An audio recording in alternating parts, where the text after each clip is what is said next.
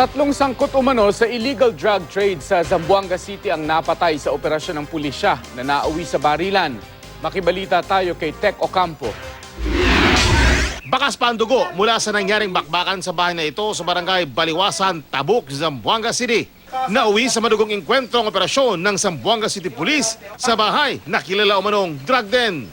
Patay ang target ng operasyon na sina Al Jayton Said na kilala ring Adzri Tyrone Bari, isang Omar Sharif Hayral at isa pang babaeng kilala sa lugar sa tawag na Chay. Ayon sa Zamboanga City Police, nanlaban ang mga suspect ng pasukin ng mga pulis ang bahay sa bisa ng search warrant.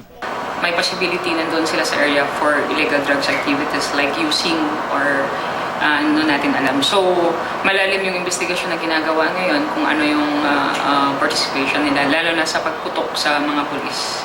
Nakuha ng pulisya sa lugar ang 2 baril na ginamit ng mga suspect.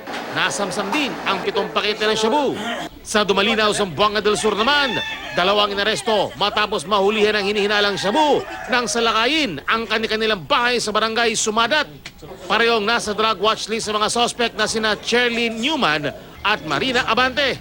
6 na pakete ng shabu ang nakuha kay Abante, habang 5 pakete ng shabu ang nasamsam kay Newman. Hindi nagbigay ng pahayag ang mga suspect.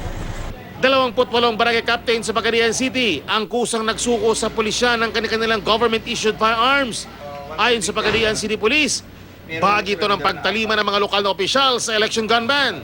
Paraan na rin daw ito para matiyak na maging mapayapa ang eleksyon sa Mayo.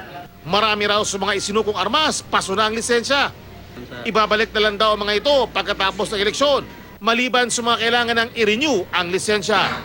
Tech Ocampo, Nagbabalita, Pilipinas.